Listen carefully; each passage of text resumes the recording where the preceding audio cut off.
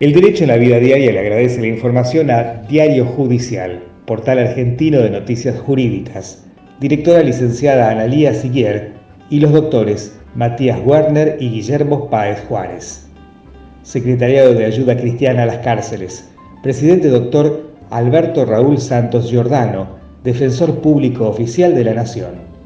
Asociación Amigos Caranicultores Rosario Sur, presidente doctor Juan Carlos Mengarelli y secretario de la Confederación Ornitológica Argentina, miembro de la Confederación Mundial.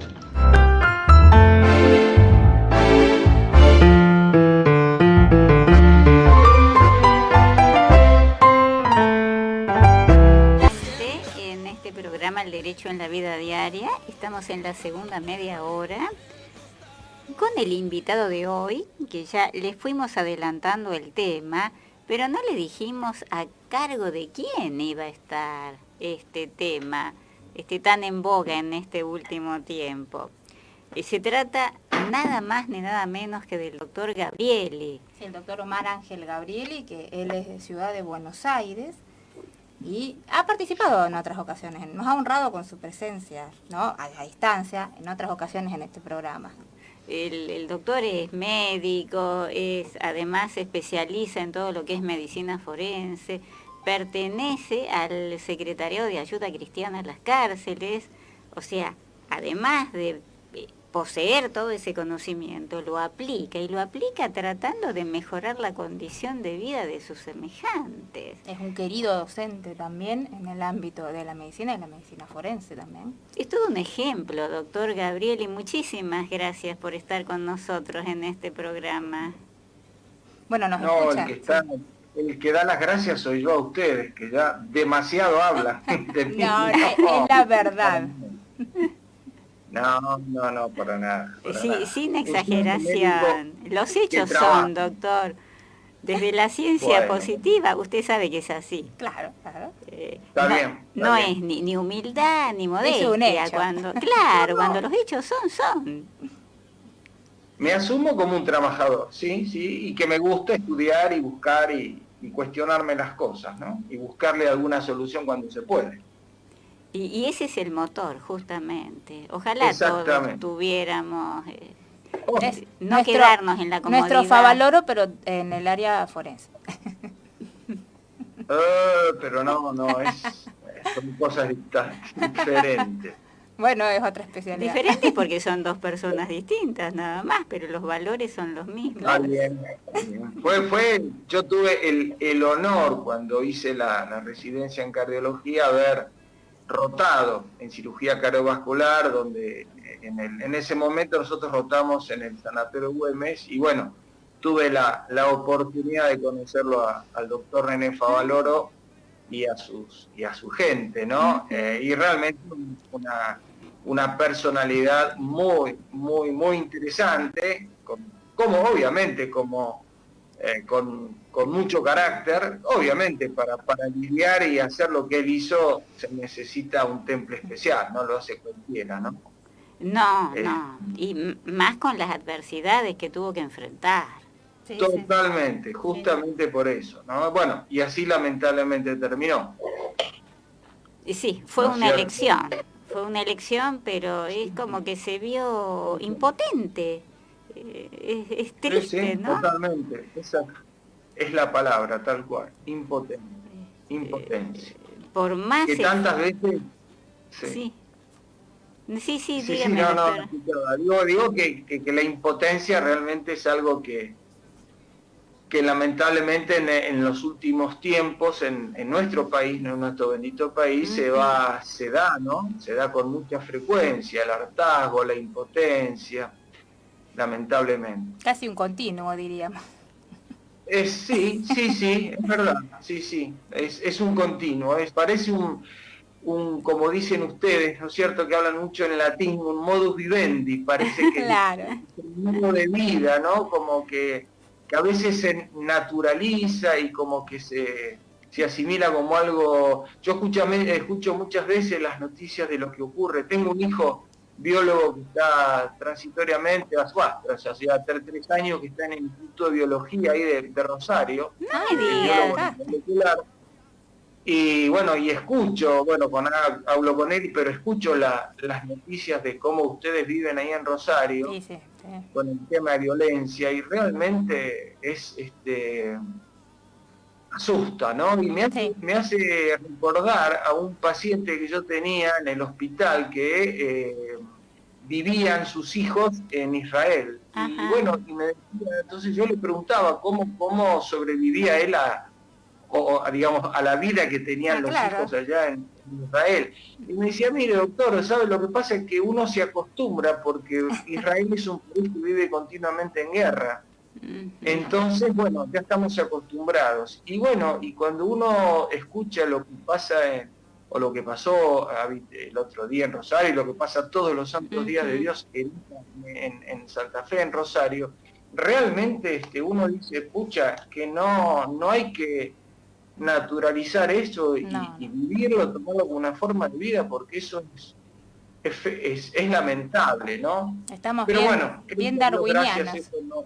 La ley del más fuerte, ¿Eh? bien darwinianos, la ley del más fuerte, la adaptación. Eh, Estamos así bien, sí, sí, bien crudos. sí, sí, tal cual, tal cual, tal cual.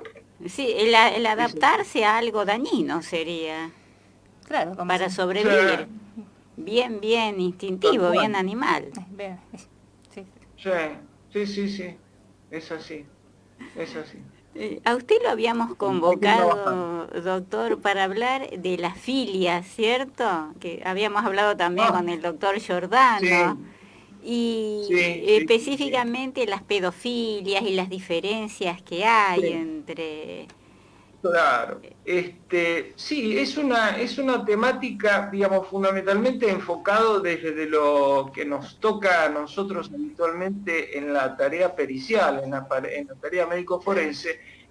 Eh, Habida cuenta que, bueno, ustedes tienen, o sea, acá en Capital también hay las unidades que vienen sobre todo de la Fiscalía, las unidades de delitos cibernéticos, lo cual nos hace a todos los médicos forenses, fundamentalmente, como ustedes saben, participamos siempre en las cuestiones de controversia científica. Y Ujú, nosotros en los últimos años participamos también en las cuestiones que tienen que ver con el ciberdelito. Y uno de ellos, obviamente, es la pedofilia. Como, digamos, cuando uno toca este tema, que de alguna manera, si bien está dentro de los delitos, ujú. obviamente el pedófilo de por sí forma parte de lo que nosotros en medicina conocemos como lo que son las parafilias. ¿Y qué Ujú. son las Ajá. parafilias? ¿Qué son, Para doctor, entrar las primero en parafilias? tema, ¿no? Las parafilias eh, podemos decir que consisten en la presencia en una persona, ¿no? De Ajá. repetidas e intensas fantasías, impulsos o comportamientos sexuales que por lo general engloban algunas o varias características. Por Ujú. ejemplo, objetos de deseo sexual que no son humanos. Ajá. El objeto de deseo consiste en sufrir, en dar sufrimiento o humillación en la misma persona o en un Bueno, otros, tercero, claro. o en Ujú. la pareja, como se ve, por ejemplo, en la violencia de pareja. O bien Ajá. existe la participación, y ahora entramos en el tema, de los niños, pero así también en otras personas vulnerables, como pueden ser ancianos o inclusive enfermos. Entonces, Ujú.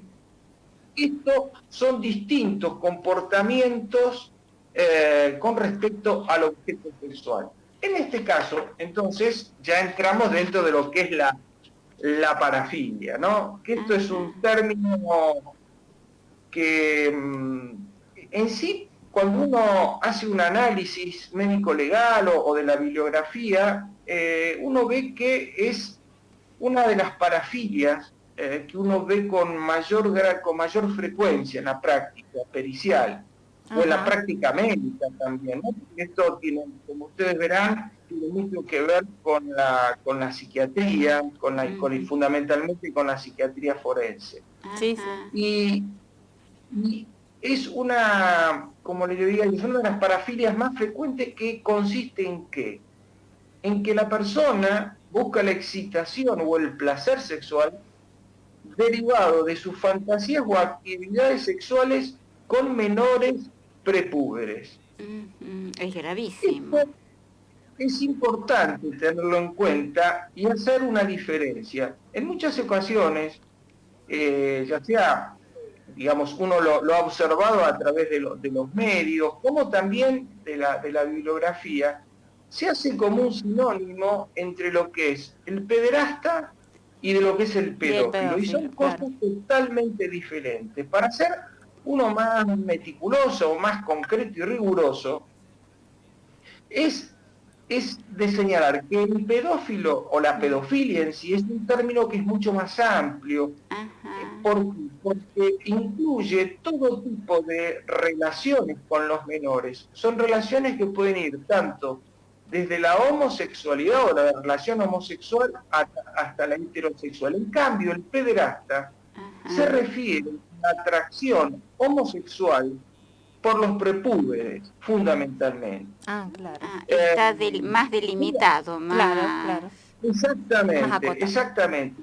Es mucho más delimitado. Ahora, uno se pregunta, ¿no? Dice, a ver, ¿qué digamos, sabemos que hay muchos crímenes, ¿cierto?, hechos por pedófilos, a todo nivel, a nivel nacional e internacional, pero lamentablemente, cuando uno se remite a la bibliografía, no puede definir o determinar con certidumbre cuál es la real, digamos, incidencia, ¿no es cierto? Porque, bueno, hay una serie de variables que no tienen mayor hincapié, mayor importante, pero lo cierto es que en la actualidad la pedofilia en sí está incluida dentro de muchos manuales de psiquiatría. Y además hay constantemente que ir actualizando estos manuales, porque hay cada vez más jóvenes que tienen Facebook, Instagram, que publican imágenes, o los videojuegos en línea, los chicos que juegan videojuegos en línea, que no se sabe con quién están jugando del otro lado. Totalmente. Bueno, lamentablemente, o sea, por un lado sabemos nosotros los beneficios que nos da la Internet a nosotros, a cualquier profesión, ¿cierto? Pero por otro lado tiene su lado oscuro, así es, que lamentablemente está, digamos, en los cuales a veces los menores pueden estar ingresados o participan, ¿no? Y también hay adultos que favorecen su participación. Es interesante cuando uno habla de pedofilia, como podemos aparecer un paralelismo, lo cual son dos cosas totalmente diferentes, pero yo lo hago para una cuestión así, digamos, media, no académica, pero sí para que se entienda. Cuando uno habla, por ejemplo, por favor, doctor, de asesinos seriales, uno sabe que hay determinados perfiles, ¿no? Entonces, para esto uno busca, dice, bueno, hay un perfil o tipos de pedófilos, y no, pero lo que sí hay un común acuerdo en la bibliografía es que no existe en eso sí se ponen todos de acuerdo, ¿no? En que no existe un punto por el cual decimos hay un determinado perfil. ¿Por qué? Y bueno, porque el pedófilo puede ser tanto un hombre como una mujer, pero haciendo hincapié que en general la mujer es minoría en esto. Puede ser un joven, un adulto o inclusive un anciano. Sí. Puede ser tanto un homosexual como una persona heterosexual.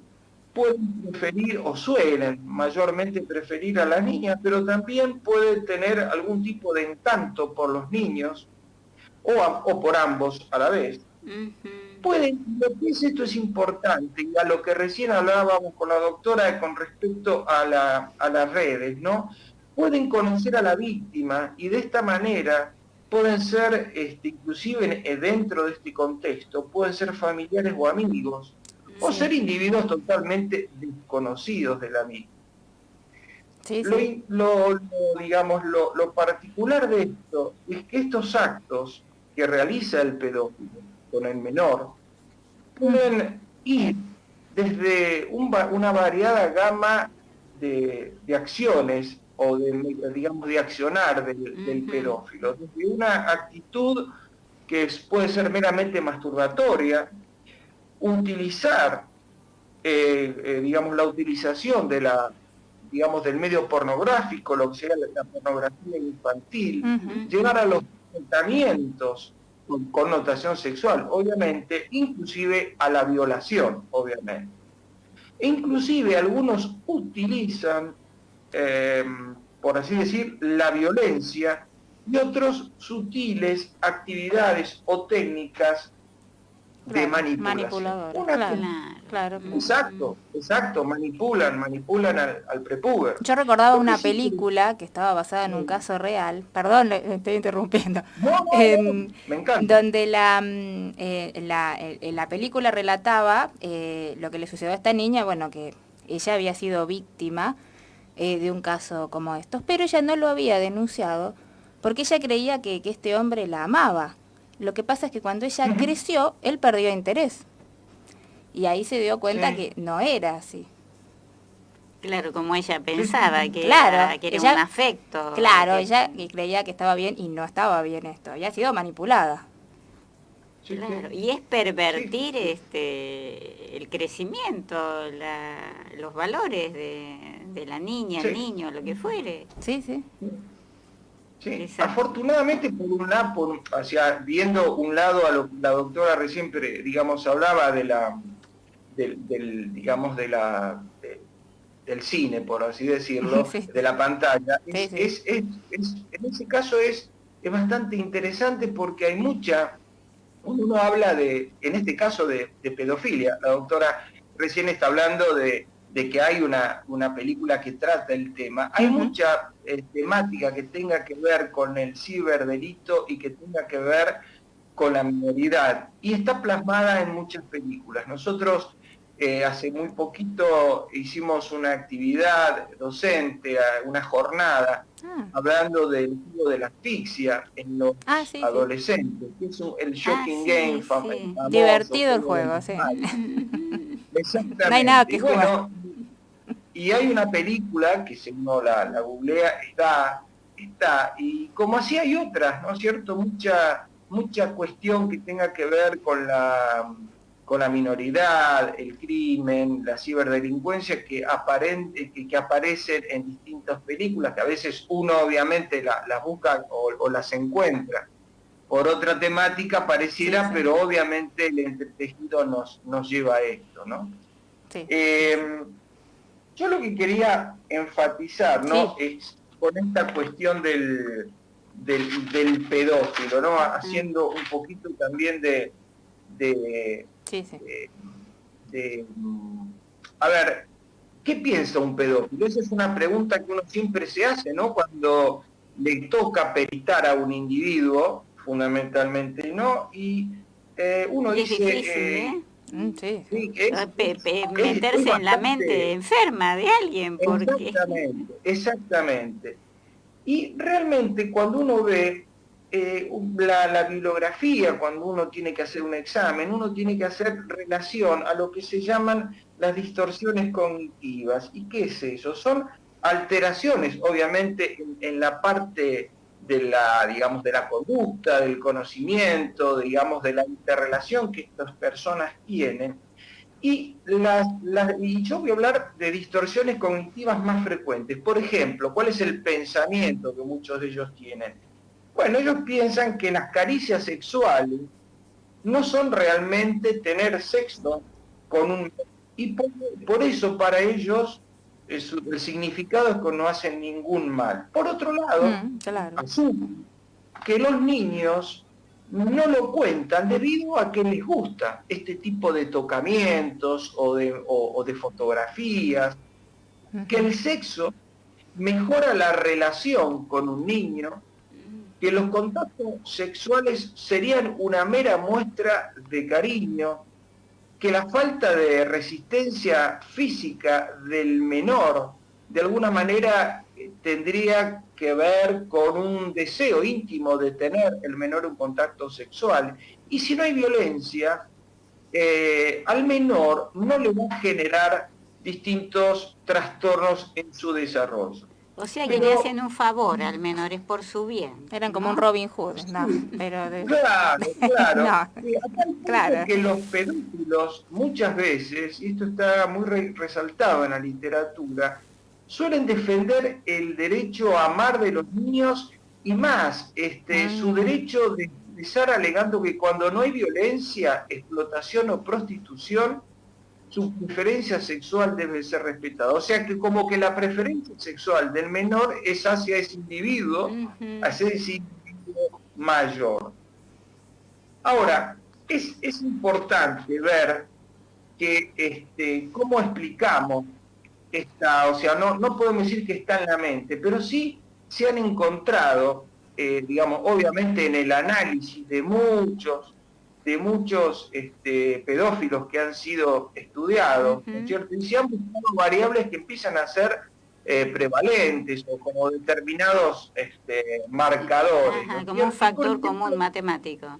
Exactamente, exactamente. Se ha visto, bien, no hay un solo mecanismo, no hay uno solo, pero bueno, aparece como una pequeña de mancomunión de estos valores. Y por ejemplo se ha visto que muchos pedófilos tienen problemas de relación y esta dificultad de relación puede derivarse en ausencia de modelos adecuados o haber recibido ese individuo en su infancia, en su crecimiento, haber sido sujeto él a sometimiento de abusos sexuales en su infancia. Y puntualmente eso le genera a ese individuo la ausencia de empatía o de déficit de esta, ¿no es cierto? O sea, merman en la empatía, por así decirlo, lo cual dificulta el establecimiento de adecuadas relaciones, digamos, de él establecer relaciones adecuadas con los adultos. O sea, eso es muy importante. Por otro lado, como bueno, ya dijimos, las experiencias de abuso o maltrato durante la infancia. Los pedófilos han sido víctimas de abusos sexuales en un gran porcentaje en la infancia. No está claro por el cual es el mecanismo que hace que un individuo que ha sido agredido o ha tenido este antecedente lamentable en su infancia, termina siendo un agresor, un victimario, un pedófilo. Genera un círculo. Pero bueno, claro, como una tradición. Claro, no se termina. Después, por otro, está, como se ve en otras parafilias, ¿no es cierto?, el desarrollo de un impulso sexual desviado. O sea, saben que hay otras parafilias, como puede ser, no sé, a ver, digamos, no es el caso, pero bueno, la otra vez lo charlamos con el doctor Giordano, de las necrofilias. Va a ver, ¿por qué un individuo tiene apetencia sexual por un cadáver? ¿No es cierto?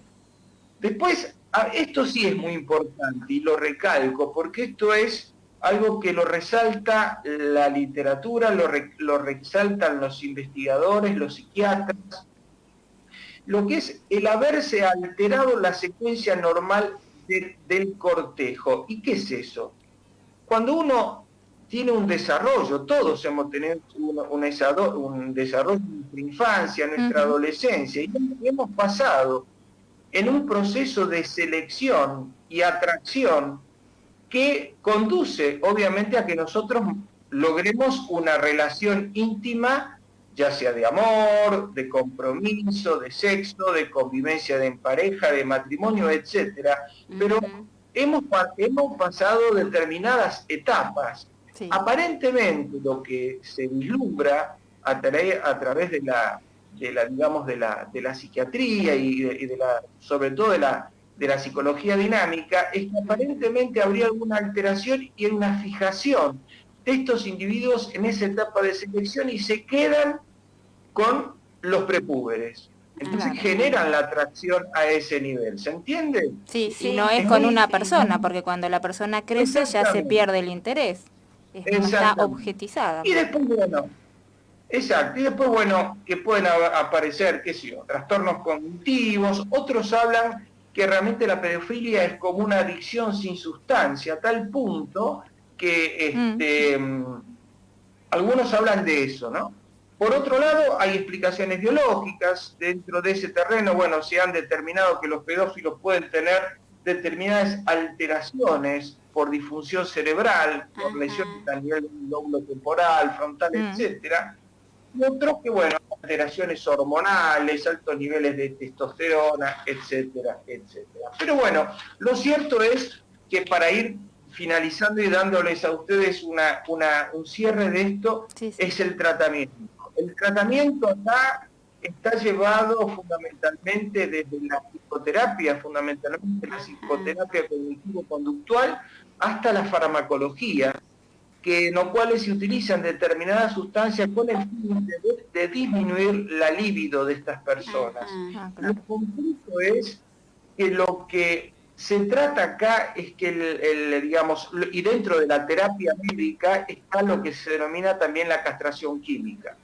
En muchos países de Europa, en Inglaterra, hay un centro penitenciario en una localidad de Londres, donde es el centro penitenciario más importante para pedófilos, que los reúne de gran parte de Europa, donde se utiliza la terapia cognitivo-conductual y también bajo consentimiento del individuo someterlo a una terapia que es obviamente reversible, digamos, con drogas. Pero las drogas son de uso común, muchas veces se utilizan los antidepresivos, que se utilizan comúnmente, que se llaman vulgarmente los que inhiben la recaptación de la serotonina, como así drogas antitestosterónicas, lo cual producen un alivio y eso en clínica se puede denominar como una castración química. Pero bueno, y por otro lado, los que muchos comentan es que digamos, el individuo pedófilo se debe hacer cargo de alguna manera de su nivel, de su patología. O sea, cuando yo le decía que se habla que el individuo tiene un cierto grado de adicción, es bueno, es que es comparar a este individuo, llevarlo a través de una terapia. Obviamente acá la psiquiatría y la psicología juegan un papel importantísimo en llevar al reconocimiento de su conducta. Claro, en darse cuenta que no es natural ni normal.